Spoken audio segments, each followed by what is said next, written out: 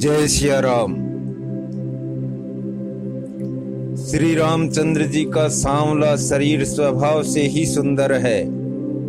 उसकी शोभा करोड़ों कामदेवों को लजाने वाली है। महावर से युक्त चरण कमल बड़े सुहावने लगते हैं, जिन पर मुनियों के मन रूपी भंवरे सदा छाए रहते हैं। पवित्र और मनोहर पीली धोती प्रातः काल के सूर्य और बिजली की ज्योति को हरे लेती है। कमर में सुंदर किंकणी और कटी सूत्र है। विशाल भुजाओं में सुंदर आभूषण सुशोभित है। पीला जनेऊ महान शोभा दे रहा है। हाथ की अंगूठी चित्त को चुरा लेती है। ब्याह के सब साज सजे हुए वे शोभा पा रहे हैं। चौड़ी छाती पर हृदय पर पहनने के सुंदर आभूषण सुशोभित हैं। पीला दुपट्टा कांखा सोती जनेऊ की तरह शोभित है, जिसके दोनों छोरों पर मणि और मोती लगे हैं। कमल के समान सुंदर नेत्र हैं। कानों में सुंदर कुंडल हैं और मुख तो सारी सुंदरता का खजाना ही है। सुंदर बाहें और मनोहर नासिका है। ललाट पर तिलक तो सुंदरता का घर ही है, जिसमें मंगलमय मोती और मणि गुथे हुए हैं। ऐसा मनोहर मौर माथे पर सोह रहा है। सुंदर मौर में बहुमूल्य मणियां गुथी हुई हैं। सभी अंग चित्त को चुराए लेते हैं। सब नगर की स्त्रियां और देव सुंदरियां दूल्हे को देखकर तिनका तोड़ रही हैं। उनकी बलैयां ले रही हैं और मणि वस्त्र तथा आभूषण निछावर करके आरती उतार रही हैं और मंगल गान कर रही हैं। देवता फूल बरसा रहे हैं और सूत मागध तथा भाट सुयस सुना रहे हैं। सुहागिनी स्त्रियां सुख पाकर कुंवर और कुमारियों को कोहबर कुलदेवता के स्थान में लाई और अत्यंत प्रेम से मंगल गीत गा गा कर लौकिक रीति करने लगी। पार्वती जी श्री रामचंद्र जी को लहकोर वर वधु का परस्पर ग्रास देना सिखाती हैं और सरस्वती जी सीता जी को सिखाती हैं। रनिवास हास विलास के आनंद में मग्न है। श्री राम जी और सीता जी को देख देख कर सभी जन्म का परम फल प्राप्त कर रही है। अपने हाथ की मणियों में सुंदर रूप के भंडार श्री रामचंद्र जी की परछाई दिख रही है। यह देखकर जानकी जी दर्शन में वियोग होने के भय से बाहु रूपी लता को और दृष्टि को हिलाती डुलाती नहीं है। उस समय के हंसी खेल और विनोद का आनंद और प्रेम कहा नहीं जा सकता। उसे सखियां ही जानती हैं। तदनंतर वर कन्याओं को सब सुंदर सखियां जनवासे को लिवा चली। उस समय नगर और आकाश में जहां सुनिए वहीं आशीर्वाद की ध्वनि सुनाई दे रही है और महान आनंद छाया है। सभी ने प्रसन्न मन से कहा कि सुंदर चारों जोड़ियां चिरंजीवी हों। योगीराज सिद्ध मुनीश्वर और देवताओं ने प्रभु श्री रामचंद्र जी को देखकर दुंदुभी बजाई और हर्षित होकर फूलों की वर्षा करते हुए तथा जय हो जय हो जय हो कहते हुए वे अपने अपने लोक को चले। तब सब चारों कुमार बहुओं सहित पिताजी के पास आए। ऐसा मालूम होता था मानो शोभा मंगल और आनंद से भरकर जनवासा उमड़ पड़ा हो। फिर बहुत प्रकार की रसोई बनी। जनक जी ने बारातियों को बुला भेजा। राजा दशरथ जी ने पुत्रों सहित गमन किया। अनुपम वस्त्रों के पावड़े पड़ते जाते हैं। आदर के साथ सबके चरण धोए और सबको यथायोग्य पीढ़ों पर बैठाया। तब जनक जी ने अवधपति दशरथ जी के चरण धोए। उनका शील और स्नेह वर्णन नहीं किया जा सकता।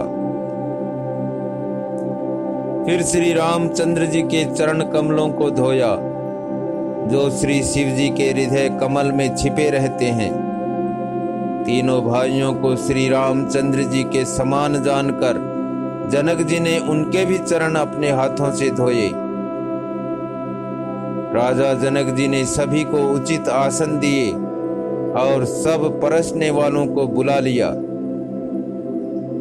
आदर के साथ पत्तलें पड़ने लगी, जो मणियों के पत्तों से सोने की कील लगाकर बनाई गई थी। चतुर और विनीत रसोइये सुंदर, स्वादिष्ट और पवित्र दाल भात और गाय का सुगंधित घी क्षण भर में सबके सामने परस गए। सब लोग पंचकौर करके अर्थात प्राणाय स्वाहा, अपानाय स्वाहा, व्यानाय स्वाहा, उदानाय स्वाहा और समानाय स्वाहा, इन मंत्रों का उच्चारण करते हुए पहले 5 ग्रास लेकर भोजन करने लगे। गाली का गाना सुनकर वे अत्यंत प्रेम मग्न हो गए। अनेकों तरह के अमृत के समान स्वादिष्ट पकवान परसे गए, जिनका बखान नहीं हो सकता। चतुर रसोइये नाना प्रकार के व्यंजन परोसने लगे। उनका नाम कौन जानता है? 4 प्रकार के चार्व्य, चौष्य, लेह्य और पेय अर्थात चबाकर, चूसकर, चाटकर और पीना खाने योग्य भोजन की विधि कही गई है। उनमें से एक एक विधि के इतने पदार्थ बने थे कि जिनका वर्णन नहीं किया जा सकता। 6 रसों के बहुत तरह के सुंदर स्वादिष्ट व्यंजन हैं। एक एक रस के अनगिनत प्रकार के बने हैं। भोजन के समय पुरुष और स्त्रियों के नाम ले लेकर स्त्रियां मधुर ध्वनि से गाली दे रही हैं अथवा गाली गा रही हैं। समय की सुहावनी गाली शोभित हो रही है। उसे सुनकर समाज सहित राजा दशरथ जी हंस रहे हैं। इस रीति से सभी ने भोजन किया और तब सबको आदर सहित आचमन, हाथ मुंह धोने के लिए जल दिया गया। फिर पान देकर जनक जी ने समाज सहित दशरथ जी का पूजन किया। सब राजाओं के सिरमौर चक्रवर्ती श्री दशरथ जी प्रसन्न होकर जनवासी को चले। जनकपुर में नित्य नए मंगल हो रहे हैं। दिन और रात पल के समान बीत जाते हैं। बड़े सवेरे राजाओं के मुकुटमणि दशरथ जी जागे। याचक उनके गुण समूह का गान करने लगे। चारों कुमारों को सुंदर वधुओं सहित देखकर उनके मन में जितना आनंद है वह किस प्रकार कहा जा सकता है। वे प्रातः क्रिया करके गुरु वशिष्ठ जी के पास गए। उनके मन में महान आनंद और प्रेम भरा है। राजा प्रणाम और पूजन करके फिर हाथ जोड़कर मानो अमृत में डुबोई हुई वाणी बोले, हे महाराज सुनिए, आपकी कृपा से आज मैं पूर्ण काम हो गया। हे स्वामिन, अब सब ब्राह्मणों को बुलाकर उनको सब तरह गहनों कपड़ों से सजी हुई गायें दीजिए। यह सुनकर गुरुजी ने राजा की बड़ाई करके फिर मुनिगणों को बुलवा भेजा। तब वामदेव, देव ऋषि नारद, वाल्मीकि, जाबाली और विश्वामित्र आदि तपस्वी श्रेष्ठ मुनियों के समूह आए। राजा ने सबको दंडवत प्रणाम किया और प्रेम सहित पूजन करके उन्हें उत्तम आसन दिए। 4 लाख उत्तम गायें मंगवाई, जो कामधेनु के समान अच्छे स्वभाव वाली और सुहावनी थी। उन सब को सब प्रकार से गहनों कपड़ों से सजाकर राजा ने प्रसन्न होकर भूदेव ब्राह्मणों को दिया। राजा बहुत तरह से विनती कर रहे हैं कि जगत में मैंने आज ही जीने का लाभ पाया। ब्राह्मणों से आशीर्वाद पाकर राजा आनंदित हुए। फिर याचकों के समूह को बुला लिया और सबको उनकी रुचि पूछकर सोना, वस्त्र, मणि, घोड़ा, हाथी और रथ जिसने जो चाहा सो सूर्य कुल को आनंदित करने वाले दशरथ जी ने दिए। वे सब गुणानुवाद गाते और सूर्य कुल के स्वामी की जय हो, जय हो, जय हो कहते हुए चले। इस प्रकार श्री रामचंद्र जी के विवाह का उत्सव हुआ। जिन्हें सहस्त्र मुख हैं वे शेष जी भी उसका वर्णन नहीं कर सकते। बार बार विश्वामित्र जी के चरणों में सिर नवाकर राजा कहते हैं, हे मुनिराज, यह सब सुख आपके ही कृपा कटाक्ष का प्रसाद है। राजा दशरथ जी जनक जी के स्नेह, शील, करनी और ऐश्वर्य की सब प्रकार से सराहना करते हैं। प्रतिदिन सवेरे उठकर अयोध्या नरेश विदा मांगते हैं, पर जनक जी उन्हें प्रेम से रख लेते हैं। आदर नित्य नया बढ़ता जाता है। प्रतिदिन हजारों प्रकार से मेहमानी होती है। नगर में नित्य नया आनंद और उत्साह रहता है। दशरथ जी का जाना किसी को नहीं सुहाता। इस प्रकार बहुत दिन बीत गए, मानो बाराती स्नेह की रस्सी से बंध गए। तब विश्वामित्र जी और सतानंद जी ने जाकर राजा जनक को समझाकर कहा, यद्यपि आप स्नेहवश उन्हें नहीं छोड़ सकते, तो भी अब दशरथ जी को आज्ञा दीजिए। हे नाथ, बहुत अच्छा कहकर जनक जी ने मंत्रियों को बुलवाया। वे आए और जय जीव कहकर उन्होंने मस्तक नवाया। जनक जी ने कहा, अयोध्यानाथ चलना चाहते हैं, भीतर रनिवास में खबर कर दो। यह सुनकर मंत्री, ब्राह्मण, सभासद और राजा जनक भी प्रेम के वश हो गए। जनकपुर वासियों ने सुना कि बारात जाएगी, तब वे व्याकुल होकर एक दूसरे से बात पूछने लगे। जाना सत्य है, यह सुनकर सब ऐसे उदास हो गए मानो संध्या के समय कमल सकुचा गए हों। आते समय जहां जहां बाराती ठहरे थे, वहां वहां बहुत प्रकार का सीधा रसोई का सामान भेजा गया। अनेकों प्रकार के मेवे, पकवान और भोजन की सामग्री जो बखानी नहीं जा सकती, अनगिनत बैलों और कहारों पर भर भर कर लाद लाद कर भेजी गई। साथ ही जनक जी ने अनेक सुंदर सैयाएं पलंग भेजी। 1,00,000 घोड़े और 25,000 रथ, सब नक्शे शिका तक ऊपर से नीचे तक सजाए हुए। 10,000 सजे हुए मतवाले हाथी, जिन्हें देखकर दिशाओं के हाथी भी लजा जाते हैं। गाड़ियों में भर भर कर सोना, वस्त्र और रत्न जवाहरात और भैंस, गाय तथा और भी नाना प्रकार की चीजें दी। इस प्रकार जनक जी ने फिर से अपरिमित दहेज दिया, जो कहा नहीं जा सकता और जिसे देखकर लोकपालों के लोगों की संपदा भी थोड़ी ही जान पड़ती थी। इस प्रकार सब सामान सजाकर राजा जनक ने अयोध्यापुरी को भेज दिया। बारात चलेगी, यह सुनते ही सब रानियां ऐसी विकल हो गई मानो थोड़े जल से मछलियां छटपटा रही हों।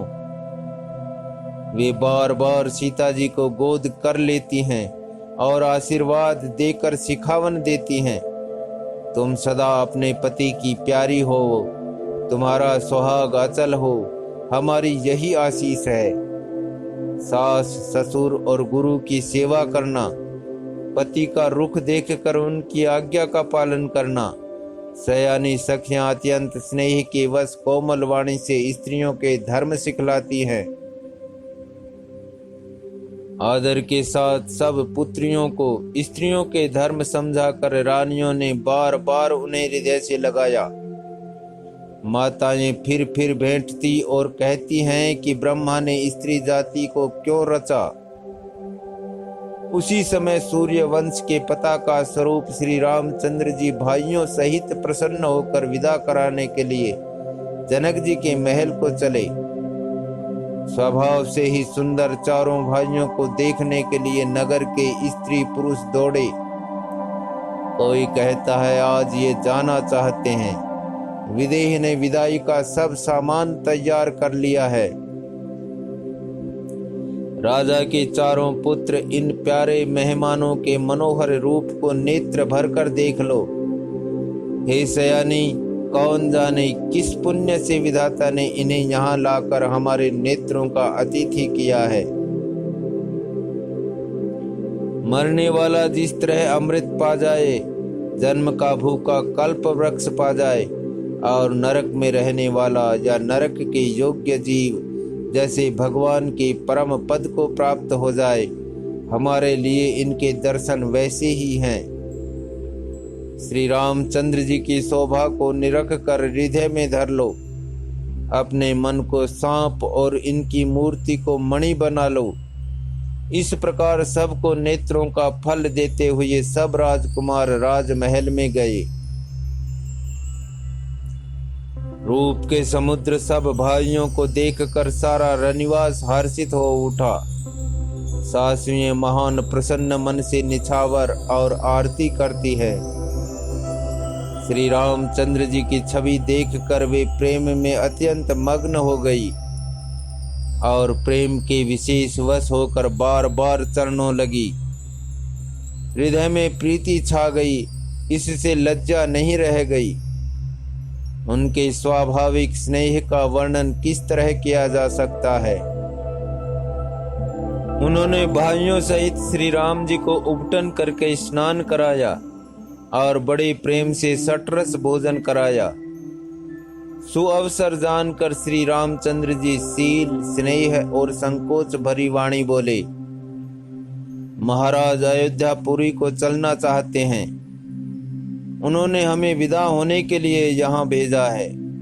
हे माता, प्रसन्न मन से आज्ञा दीजिए और हमें अपने बालक जानकर सदा स्नेह बनाए रखिएगा। इन वचनों को सुनते ही रनिवास उदास हो गया। सासुएं प्रेम वश बोल नहीं सकती। उन्होंने सब कुमारियों को हृदय से लगा लिया और उनके पतियों को सौंप कर बहुत विनती की। विनती करके उन्होंने सीता जी को श्री रामचंद्र जी को समर्पित किया और हाथ जोड़कर बार बार कहा, हे तात, हे सुजान, मैं बलि जाती हूँ। तुमको सबकी गति हाल मालूम है। परिवार को, पूर्ववासियों को, मुझको और राजा को सीता प्राणों के समान प्रिय है, ऐसा जानिएगा। हे तुलसी के स्वामी, इसके शील और स्नेह को देखकर इसे अपनी दासी करके मानिएगा। तुम पूर्ण काम हो, सुजान शिरोमणि हो और भाव प्रिय हो। तुम्हें प्रेम प्यारा है। हे राम, तुम भक्तों के गुणों को ग्रहण करने वाले, दोषों को नाश करने वाले और दया के धाम हो। ऐसा कहकर रानी चरणों को पकड़कर चुप रह गई, मानो उनकी वाणी प्रेम रूपी दलदल में समा गई हो। स्नेह से सनी हुई श्रेष्ठ वाणी सुनकर श्री रामचंद्र जी ने सास का बहुत प्रकार से सम्मान किया। तब श्री रामचंद्र जी ने हाथ जोड़कर विदा मांगते हुए बार बार प्रणाम किया। आशीर्वाद पाकर और फिर सिर नवाकर भाइयों सहित श्री रघुनाथ जी चले। श्री राम जी की सुंदर मधुर मूर्ति को हृदय में लाकर सब रानियां स्नेह से शिथिल हो गई। फिर धीरज धारण करके कुमारियों को बुलाकर माताएं बारंबार उन्हें गले लगाकर भेंटने लगी। पुत्रियों को पहुंचाती हैं, फिर लौटकर मिलती हैं। परस्पर में कुछ थोड़ी प्रीति नहीं बढ़ी, अर्थात बहुत प्रीति बढ़ी। बार बार मिलती हुई माताओं को सखियों ने अलग कर दिया, जैसे हाल की ब्याई हुई गाय को कोई उसके बालक बछड़े या बछिया से अलग कर दे। सब स्त्री पुरुष और सखियों सहित सारा रनिवास प्रेम के विशेष वश हो रहा है। ऐसा लगता है मानो जनकपुर में करुणा और विरह ने डेरा डाल दिया है। जानकी ने जिन तोता और मैना को पाल पोस कर बड़ा किया था और सोने के पिंजड़ों में रख कर पढ़ाया था, वे व्याकुल होकर कह रहे हैं वैदेही कहाँ है। उनके ऐसे वचनों को सुनकर धीरज किसको नहीं त्याग देगा, अर्थात सबका धैर्य जाता रहा। जब पक्षी और पशु तक इस तरह विकल हो गए, तब मनुष्यों की दशा कैसे कही जा सकती है। तब भाई सहित जनक जी वहां आए। प्रेम से उमड़कर उनके नेत्रों में प्रेमाश्रुओं का जल भर आया। वे परम वैराग्यवान कहलाते थे, पर सीता जी को देखकर उनका भी धीरज भाग गया। राजा ने जानकी जी को हृदय से लगा लिया। प्रेम के प्रभाव से ज्ञान की महान मर्यादा मिट गई, ज्ञान का बांध टूट गया। सब बुद्धिमान मंत्री उन्हें समझाते हैं। तब राजा ने विषाद करने का समय न जानकर विचार किया। बारंबार पुत्रियों को हृदय से लगाकर सुंदर सजी हुई पालकियां मंगवाई। सारा परिवार प्रेम में विवश है। राजा ने सुंदर मुहूर्त जानकर सिद्धि सहित गणेश जी का स्मरण करके कन्याओं को पालकियों पर चढ़ाया। राजा ने पुत्रियों को बहुत प्रकार से समझाया और उन्हें स्त्रियों का धर्म और कुल की रीति सिखाई। बहुत से दासी दास दिए जो सीता जी के प्रिय और विश्वास पात्र सेवक थे। सीता जी के चलते समय जनकपुरवासी व्याकुल हो गए। मंगल की राशि शुभ शकुन हो रहे हैं। ब्राह्मण और मंत्रियों के समाज सहित राजा जनक जी उन्हें पहुंचाने के लिए साथ चले। समय देखकर बाजे बजने लगे। बारातियों ने रथ, हाथी और घोड़े सजाए। दशरथ जी ने सब ब्राह्मणों को बुला लिया और उन्हें दान और सम्मान से परिपूर्ण कर दिया। उनके चरण कमलों की धूलि सिर पर धरकर और आशीष पाकर राजा आनंदित हुए और गणेश जी का स्मरण करके उन्होंने प्रस्थान किया। मंगलों के मूल अनेकों शकुन हुए। देवता हर्षित होकर फूल बरसा रहे हैं और अप्सराएं गान कर रही हैं। अवधपति दशरथ जी नगाड़े बजाकर आनंद पूर्वक अयोध्यापुरी चले। राजा दशरथ जी ने विनती करके प्रतिष्ठित जनों को लौटाया और आदर के साथ सब मंगनों को बुलाया। उनको गहने, कपड़े, घोड़े, हाथी दिए और प्रेम से पुष्ट करके सबको संपन्न अर्थात बलयुक्त कर दिया। वे सब बारंबार विरुदावली कुलकीर्ति बखान कर और श्री रामचंद्र जी को हृदय में रख कर लौटे। कौशलाधीश दशरथ जी बार बार लौटने को कहते हैं, परंतु जनक जी प्रेमवश लौटना नहीं चाहते। दशरथ जी ने फिर सुहावने वचन कहे, हे राजन, बहुत दूर आ गए, अब लौटिए। फिर राजा दशरथ जी रथ से उतरकर खड़े हो गए। उनके नेत्रों में प्रेम का प्रवाह बढ़ आया। प्रेमाश्रुओं की धारा बह चली। तब जनक जी ने हाथ जोड़कर मानो स्नेह रूपी अमृत में डुबोकर वचन बोले, मैं किस तरह बनाकर किन शब्दों में विनती करूं। हे महाराज, आपने मुझे बड़ी बड़ाई दी है। अयोध्यानाथ दशरथ जी ने अपने स्वजन समधि का सब प्रकार से सम्मान किया। उनके आपस के मिलने में अत्यंत विनय थी और इतनी प्रीति थी जो हृदय में समाती न थी। जनक जी ने मुनि मंडली को सिर नवाया और सभी से आशीर्वाद पाया। फिर आदर के साथ वे रूप, शील और गुणों के निधान सब भाइयों से अपने दामादों से मिले और सुंदर कमल के समान हाथों को जोड़कर ऐसे वचन बोले जो मानो प्रेम से ही जन्मे हों। हे राम जी, मैं किस प्रकार आपकी प्रशंसा करूं। आप मुनियों और महादेव जी के मन रूपी मान सरोवर के हंस हैं। योगी लोग जिनके लिए क्रोध, मोह, ममता और मद को त्याग कर योग साधन करते हैं, जो सर्वव्यापक ब्रह्म, अव्यक्त, अविनाशी, चिदानंद, निर्गुण और गुणों की राशि हैं, जिनको मन सहित वाणी नहीं जानती और जिनका अनुमान ही करते हैं, कोई तर्कना नहीं कर सकते, जिनकी महिमा को वेद नेति कहकर वर्णन करता है और जो सच्चिदानंद तीनों कालों में एक रस सर्वदा और सर्वथा निर्विकार रहते हैं, वे ही समस्त सुखों के मूल आप मेरे नेत्रों के विषय हुए। ईश्वर के अनुकूल होने पर जगत में जीव को सब लाभ ही लाभ है। आपने मुझे सभी प्रकार से बढ़ाई दी और अपना जन जानकर अपना लिया।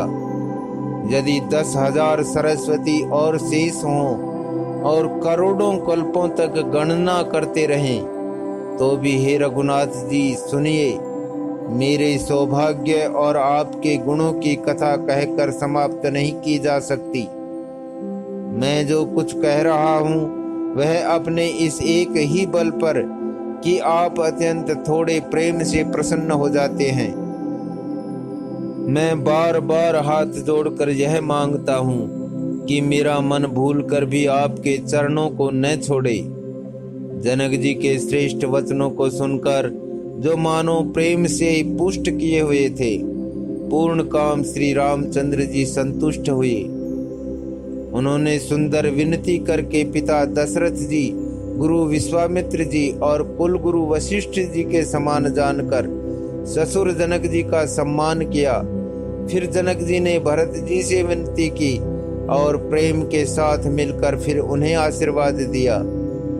फिर राजा ने लक्ष्मण जी और शत्रुघ्न जी से मिलकर उन्हें आशीर्वाद दिया।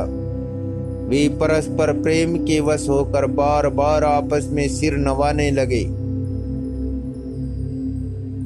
जनक जी की बार बार विनती और बड़ाई करके श्री रघुनाथ जी सब भाइयों के साथ चले।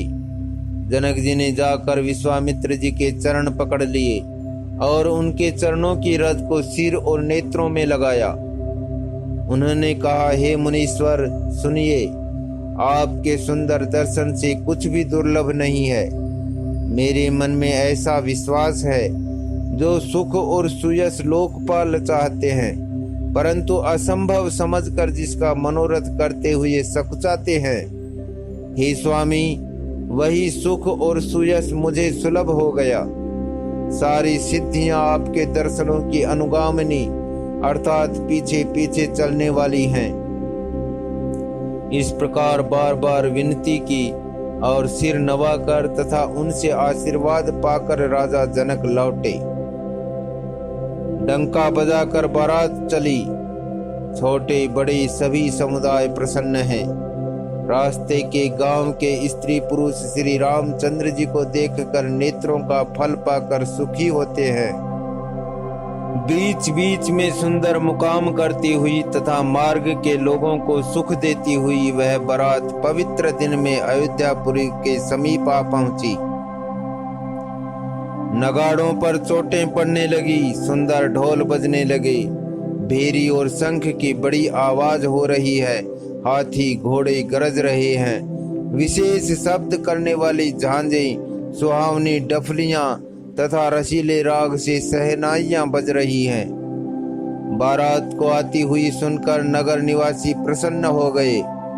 सबके शरीरों पर पुलकावली छा गई। सबने अपने अपने सुंदर घरों, बाजारों, गलियों, चौराहों और नगर के द्वारों को सजाया। सारी गलियां अर्गजे से सिंचाई गई। जहां तहां सुंदर चौक पुराए गए।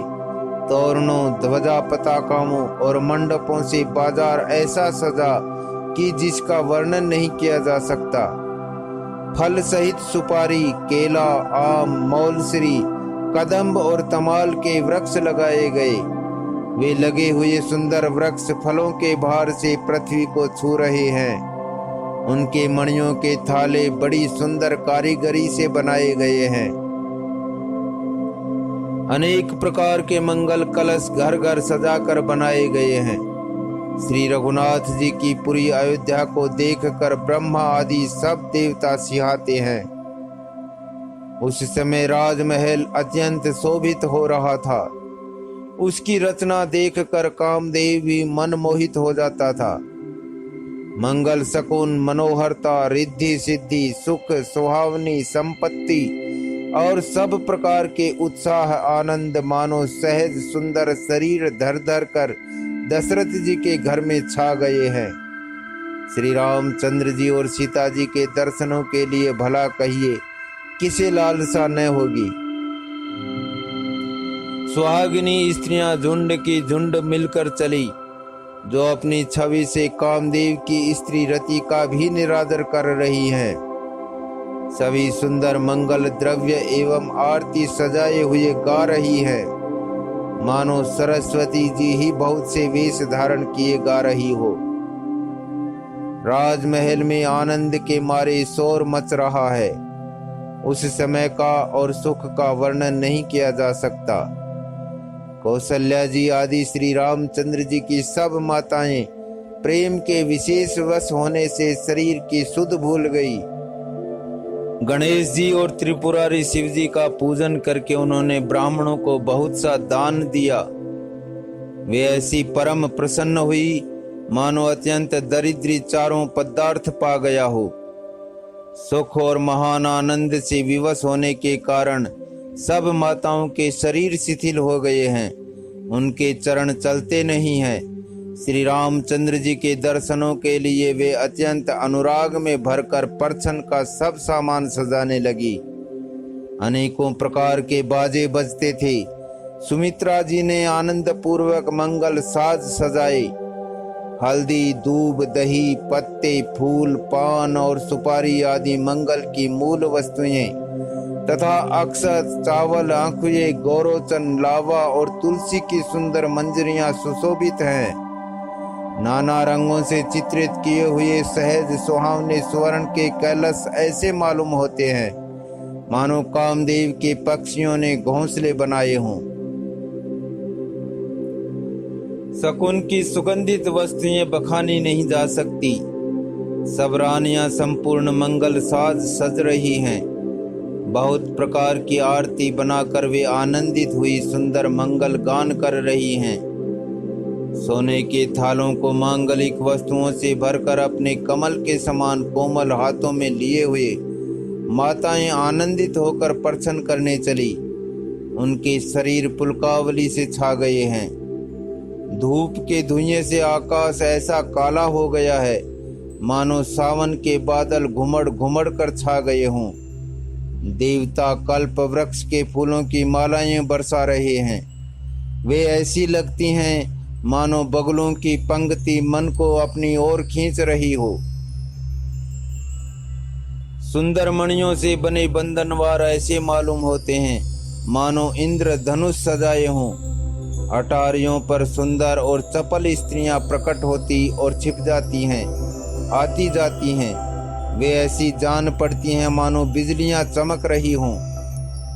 नगाड़ों की ध्वनि मानो बादलों की घोर गर्जना है। याचक गण पपीहे मेंढक और मोर हैं।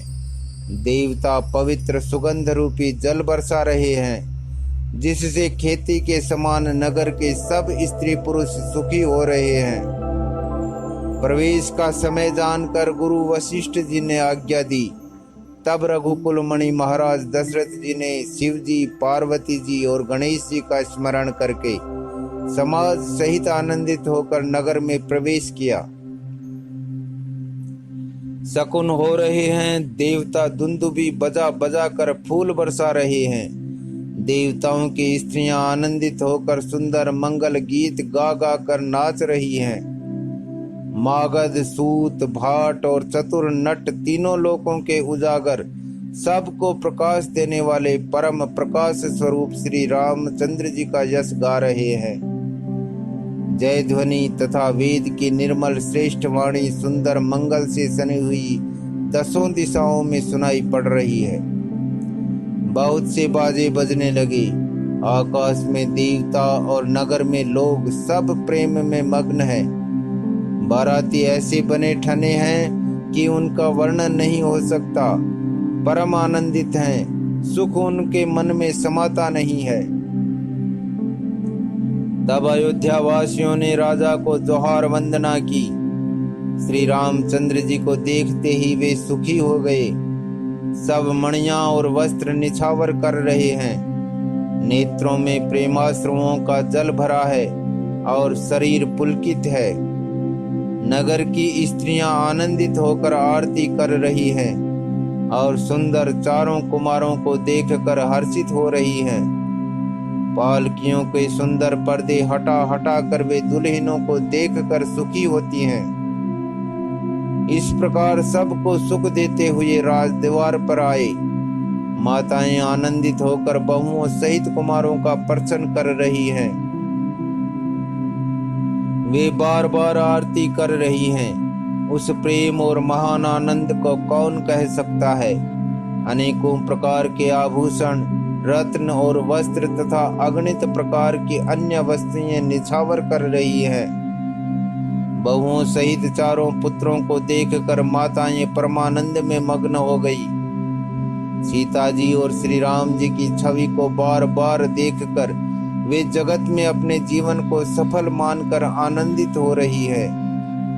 सखियां सीता जी के मुख को बार बार देखकर अपने पुण्यों की सराहना करती हुई गान कर रही है। देवता क्षण क्षण में फूल बरसाते, नाचते, गाते तथा अपनी अपनी सेवा समर्पण करते हैं।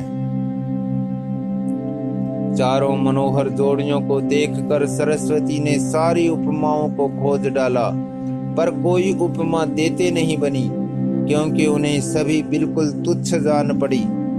तब हार कर वे भी श्री राम जी के रूप में अनुरक्त होकर एकटक देखती रह गई। वेद की विधि और कुल की रीति करके अर्घ्य पावड़े देती हुई बहुओं समेत सब पुत्रों को प्रसन्न करके माताएं महल में लिवा चली। स्वाभाविक ही सुंदर 4 सिंहासन थे, जो मानो कामदेव ने ही अपने हाथ से बनाए थे। उन पर माताओं ने राजकुमारियों और राजकुमारों को बैठाया और आदर के साथ उनके पवित्र चरण धोए। फिर वेद की विधि के अनुसार मंगल के निधान, दुल्हों और दुल्हनों की धूप, दीप और नैवेद्य आदि के द्वारा पूजा की। माताएं बारंबार आरती कर रही हैं और वर वधुओं के सिरों पर सुंदर पंखे तथा चमर ढल रहे हैं। अनेकों वस्तुएं निछावर हो रही हैं। सभी माताएं आनंद से भरी हुई ऐसी सुशोभित हो रही है, मानो योगी ने परम तत्व को प्राप्त कर लिया। सदा के रोगी ने मानो अमृत पा लिया। जन्म का दरिद्री मानो पारस पा गया। अंधे को सुंदर नेत्रों का लाभ हुआ। गूंगे के मुख में मानो सरस्वती आविराजी और सूरवीर ने मानो युद्ध में विजय पाली। इन सुखों से भी बढ़कर 100 गुना आनंद माताएं पा रही हैं, क्योंकि रघुकुल के चंद्रमा श्री राम जी विवाह करके भाइयों सहित घर आए हैं। माताएं लोक रीति करती हैं और दूल्हे दुल्हने सकुचाते हैं। इस महान आनंद और विनोद को देखकर श्री रामचंद्र जी मन ही मन मुस्कुरा रहे हैं। मन की सभी वासनाएं पूरी हुई जानकर देवता और पितरों का भली भांति पूजन किया। सबकी वंदना करके माताएं यही वरदान मांगती हैं कि भाइयों सहित श्री राम जी का कल्याण हो। देवता छिपे हुए अंतरिक्ष से आशीर्वाद दे रहे हैं और माताएं आनंदित हो आंचल भरकर ले रही हैं। तदनंतर राजा ने बारातियों को बुलवा लिया और उन्हें सवारियां, वस्त्र, मणि, रत्न और आभूषण आदि दिए। आज्ञा पाकर श्री राम जी को हृदय में रखकर वे सब आनंदित होकर अपने अपने घर गए। नगर के समस्त स्त्री पुरुषों को राजा ने कपड़े और गहने पहनाए। घर घर बधावे बजने लगे। याचक लोग जो जो मांगते हैं विशेष प्रसन्न होकर राजा उन्हें वही देते हैं। संपूर्ण सेवकों और बाजे वालों को राजा ने नाना प्रकार के दान और सम्मान से संतुष्ट किया। सब जोहार वंदन करके आशीष देते हैं और गुण समूहों की कथा गाते हैं। तब गुरु और ब्राह्मणों सहित राजा दशरथ जी ने महल में गमन किया। वशिष्ठ जी ने जो आज्ञा दी उसे लोक और वेद की विधि के अनुसार राजा ने आदर पूर्वक किया। ब्राह्मणों की भीड़ देखकर अपना बड़ा भाग्य जानकर सब रानियां आदर के साथ उठी। चरण धोकर उन्होंने सबको स्नान कराया और राजा ने भली भांति पूजन करके उन्हें भोजन कराया। आदर, दान और प्रेम से पुष्ट हुए वे संतुष्ट मन से आशीर्वाद देते हुए चले। राजा ने गाधी पुत्र विश्वामित्र जी की बहुत तरह से पूजा की और कहा, हे नाथ, मेरे समान धन्य दूसरा कोई नहीं है। राजा ने उनकी बहुत प्रशंसा की और रानियों सहित उनकी चरण धूलि को ग्रहण किया। उन्हें महल के भीतर ठहरने को उत्तम स्थान दिया, जिसमें राजा और सब रनिवास उनका मन जोहता रहे, अर्थात जिसमें राजा और महल की सारी रानियां स्वयं उनकी इच्छानुसार उनके आराम की ओर दृष्टि रख सके। फिर राजा ने गुरु वशिष्ठ जी के चरण कमलों की पूजा और विनती की। उनके हृदय में कम प्रीति न थी, अर्थात बहुत प्रीति थी। बहुओं सहित सब राजकुमार और सब रानियों समेत राजा बार बार गुरु जी के चरणों की वंदना करते हैं और मुनीश्वर आशीर्वाद देते हैं। राजा ने अत्यंत प्रेम पूर्ण हृदय से पुत्रों को और सारी संपत्ति को सामने रखकर उन्हें स्वीकार करने के लिए विनती की, परंतु मुनिराज ने पुरोहित के नाते केवल अपना नेग मांग लिया और बहुत तरह से आशीर्वाद दिया। फिर सीता जी सहित श्री रामचंद्र जी को हृदय में रखकर गुरु वशिष्ठ जी हर्षित होकर अपने स्थान को गए। राजा ने सब ब्राह्मणों की स्त्रियों को बुलवाया और उन्हें सुंदर वस्त्र तथा आभूषण पहनाए। फिर सब सुहासिनियों को, नगर की सौभाग्यवती बहन, बेटी, भांजी आदि को बुलवा लिया और उनकी रुचि समझकर उसी के अनुसार उन्हें पहिरावनी दी। नेगी लोग सब अपना अपना नेग जोग लेते और राजाओं के शिरोमणि दशरथ जी उनकी इच्छा के अनुसार देते हैं।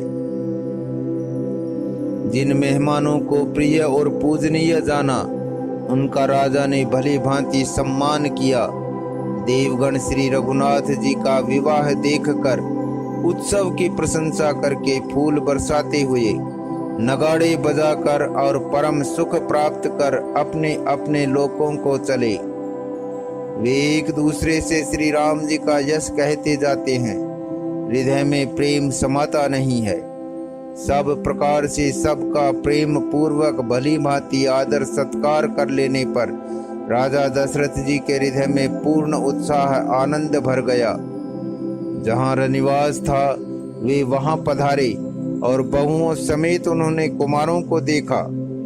राजा ने आनंद सहित पुत्रों को गोद में ले लिया। उस समय राजा को जितना सुख हुआ उसे कौन कह सकता है। फिर पुत्र वधुओं को प्रेम सहित गोदी में बैठाकर बार बार हृदय में हर्षित होकर उन्होंने उनका दुलार लाड चाव किया। यह समारोह देखकर रनिवास प्रसन्न हो गया। सबके हृदय में आनंद ने निवास कर लिया। तब राजा ने जिस तरह विवाह हुआ था वह सब कहा। उसे सुन सुनकर सब किसी को हर्ष होता है। राजा जनक के गुण, शील, महत्व, प्रीति की रीति और सुहावनी संपत्ति का वर्णन राजा ने भाट की तरह बहुत प्रकार से किया। जनक जी की करनी सुनकर सब रानियां बहुत प्रसन्न हुई। पुत्रों सहित स्नान करके राजा ने ब्राह्मण, गुरु और कुटुंबियों को बुलाकर अनेक प्रकार के भोजन किए। यह सब करते करते 5 घड़ी रात बीत गई। सुंदर स्त्रियां मंगल गान कर रही हैं। वह रात्रि सुख की मूल और मनोहारिणी हो गई। सब ने आचमन करके पान खाए और फूलों की माला, सुगंधित द्रव्य आदि से विभूषित होकर सब शोभा से छा गए। श्री रामचंद्र जी को देखकर और आज्ञा पाकर सब सिर नवाकर अपने अपने घर को चले। वहां के प्रेम, आनंद, विनोद, महत्व, समय, समाज और मनोहरता को सैकड़ों सरस्वती, शेष, वेद, ब्रह्मा, महादेव जी और गणेश जी भी नहीं कह सकते। फिर भला मैं उसे किस प्रकार से बखान कर कहूँ? कहीं केंचुआ भी धरती को सिर पर ले सकता है? राजा ने सबका सब प्रकार से सम्मान करके कोमल वचन कहकर रानियों को बुलाया और कहा, भव्य अभी बच्ची हैं, पराये घर आई हैं, इनको इस तरह से रखना जैसे नेत्रों को पलकें रखती हैं, जैसे पलकें नेत्रों की सब प्रकार से रक्षा करती हैं और उन्हें सुख पहुंचाती है, वैसे ही इनको सुख पहुंचाना। लड़के थके हुए नींद के वश हो रहे हैं, इन्हें ले जाकर शयन कराओ। ऐसा कहकर राजा श्री रामचंद्र जी के चरणों में मन लगाकर विश्राम भवन में चले गए। राजा के स्वभाव से ही सुंदर वचन सुनकर रानियों ने मणियों से जड़े स्वर्ण के पलंग बिछवाए। गद्दों पर गौ के फेन के समान सुंदर एवं कोमल अनेकों सफेद चादरें बिछाई। सुंदर तकियों का वर्णन नहीं किया जा सकता। मणियों के मंदिर में फूलों की मालाएं और सुगंध द्रव्य सजे हैं।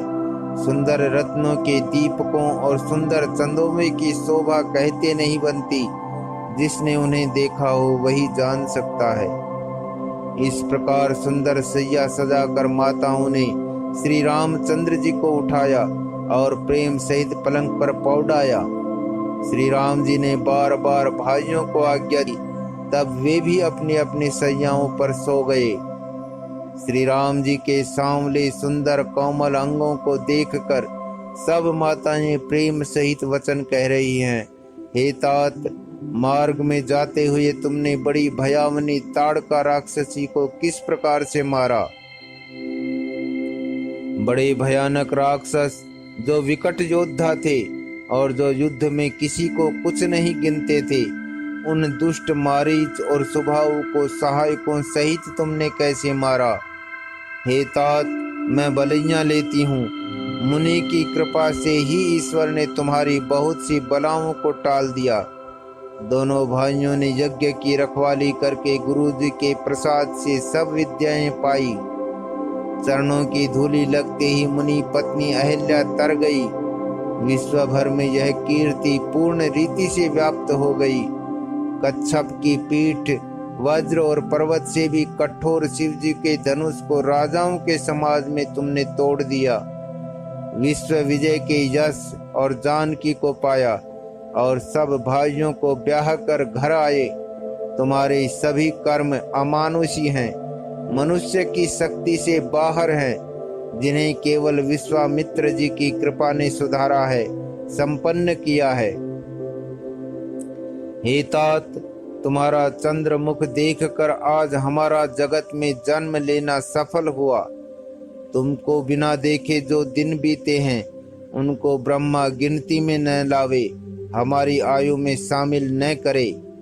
विनय भरे उत्तम वचन कहकर श्री रामचंद्र जी ने सब माताओं को संतुष्ट किया। फिर शिव जी, गुरु और ब्राह्मणों के चरणों का स्मरण कर नेत्रों को नींद के वश किया, अर्थात वे सो रहे। नींद में भी उनका अत्यंत सलोना मुखड़ा ऐसा सोह रहा था मानो संध्या के समय का लाल कमल सोह रहा हो। स्त्रियां घर घर जागरण कर रही हैं और आपस में एक दूसरी को मंगलमयी गालियां दे रही हैं। रानियां कहती हैं, हे सजनी, देखो आज रात्रि की कैसी शोभा है, जिससे अयोध्यापुरी विशेष शोभित हो रही है। यों कहती हुई सासुएं सुंदर बहुओं को लेकर सो गई, मानो सर्पों ने अपने सिर की मणियों को हृदय में छिपा लिया हो। प्रातः काल पवित्र ब्रह्म मुहूर्त में प्रभु जागे। मुर्गे सुंदर बोलने लगे, भाट और मागधों ने गुणों का गान किया तथा नगर के लोग द्वार पर जोहार करने को आए।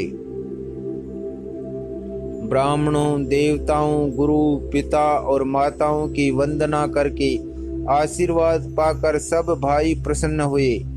माताओं ने आदर के साथ उनके मुखों को देखा। फिर वे राजा के साथ दरवाजे बाहर पधारे।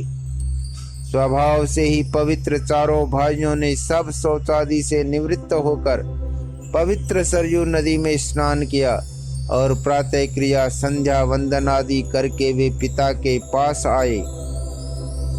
राजा ने देखते ही उन्हें हृदय से लगा लिया।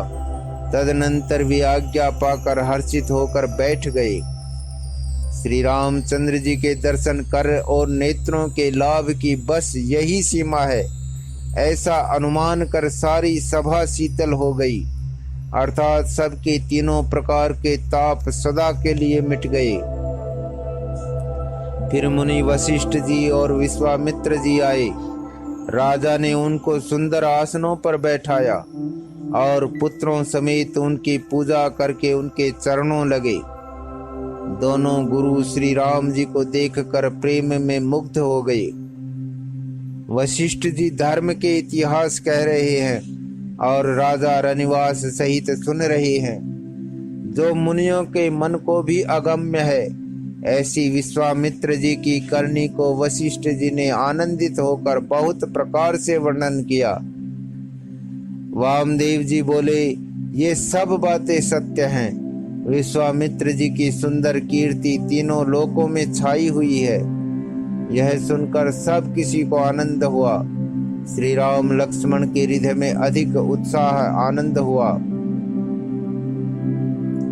नित्य ही मंगल, आनंद और उत्सव होते हैं। इस तरह आनंद में दिन बीतते जाते हैं। अयोध्या आनंद से भरकर उमड़ पड़ी। आनंद की अधिकता अधिक अधिक बढ़ती ही जा रही है। अच्छा दिन शुभ मुहूर्त शोध कर सुंदर कंकण खोले गए। मंगल, आनंद और विनोद कुछ कम नहीं हुए, अर्थात बहुत हुए। इस प्रकार नित्य नए सुख को देखकर देवता सिहाते हैं और अयोध्या में जन्म पाने के लिए ब्रह्मा जी से याचना करते हैं। विश्वामित्र जी नित्य ही चलना, अपने आश्रम जाना चाहते हैं, पर रामचंद्र जी के स्नेह और विनयवश रह जाते हैं। दिनों दिन राजा का 100 गुना भाव प्रेम देखकर महामुनिराज विश्वामित्र जी उनकी सराहना करते हैं। अंत में जब विश्वामित्र जी ने विदा मांगी, तब राजा प्रेम मग्न हो गए और पुत्रों सहित आगे खड़े हो गए। वे बोले, हे नाथ, यह सारी संपदा आपकी है। मैं तो स्त्री पुत्रों सहित आपका सेवक हूँ। हे मुनि, लड़कों पर सदा स्नेह करते रहिएगा और मुझे भी दर्शन देते रहिएगा। ऐसा कहकर पुत्रों और रानियों सहित राजा दशरथ जी विश्वामित्र जी के चरणों पर गिर पड़े। प्रेम विवल हो जाने के कारण उनके मुंह से बात नहीं निकलती। ब्राह्मण विश्वामित्र जी ने बहुत प्रकार से आशीर्वाद दिए और वे चल पड़े। प्रीति की रीति कहीं नहीं जाती। सब भाइयों को साथ लेकर श्री राम जी प्रेम के साथ उन्हें पहुंचाकर और आज्ञा पाकर लौटे। गाधी कुल के चंद्रमा विश्वामित्र जी बड़े हर्ष के साथ श्री रामचंद्र जी के रूप, राजा दशरथ जी की भक्ति, चारों भाइयों के विवाह और सबके उत्साह और आनंद को मन ही मन सराहते जाते हैं। वामदेव जी और रघुकुल के गुरु ज्ञानी वशिष्ठ जी ने फिर विश्वामित्र जी की कथा बखान कर कही। मुनि का सुंदर यश सुनकर राजा मन ही मन अपने पुण्य के प्रभाव का बखान करने लगे। आज्ञा हुई तब सब लोग अपने अपने घरों को लौटे। राजा दशरथ जी भी पुत्रों सहित महल में गए। जहां तहां से अब श्री रामचंद्र जी के विवाह की गाथाएं गा रहे हैं। श्री रामचंद्र जी का पवित्र सुयश तीनों लोकों में छा गया। जब से श्री रामचंद्र जी विवाह करके घर आए, तब से सब प्रकार का आनंद अयोध्या में आकर बसने लगा। प्रभु के विवाह में आनंद उत्साह हुआ, उसे सरस्वती और सर्पों के राजा शेष जी भी नहीं कह सकते। श्री सीताराम जी के यश को कवि कुल के जीवन को पवित्र करने वाला और मंगलों की खान जानकर इससे मैंने अपनी वाणी को पवित्र करने के लिए कुछ थोड़ा सा बखान कर कहा है। अपनी वाणी को पवित्र करने के लिए तुलसी ने राम का यश कहा है, नहीं तो श्री रघुनाथ जी का चरित्र अपार समुद्र है, किस कवि ने उसका पार पाया है। जो लोग यज्ञोपवीत और विवाह के मंगलमय उत्सव का वर्णन आदर के साथ सुनकर गावेंगे, वे लोग श्री जानकी जी और श्री राम जी की कृपा से सदा सुख पावेंगे। श्री सीता जी और श्री रघुनाथ जी के विवाह प्रसंग को जो लोग प्रेम पूर्वक गाएं सुनेंगे, उनके लिए सदा उत्साह ही उत्साह है, आनंद ही आनंद है, क्योंकि श्री रामचंद्र जी का यश मंगल का धाम है। मास पारायण 12वां विश्राम। इति श्रीमद् रामचरितमानसे सकल कलि कलुष विध्वंसने प्रथम सोपान है समाप्त। कलयुग के संपूर्ण पापों को विध्वंस करने वाले श्री रामचरितमानस का यह पहला सोपान समाप्त हुआ। बालकांड समाप्त। जय सिया राम।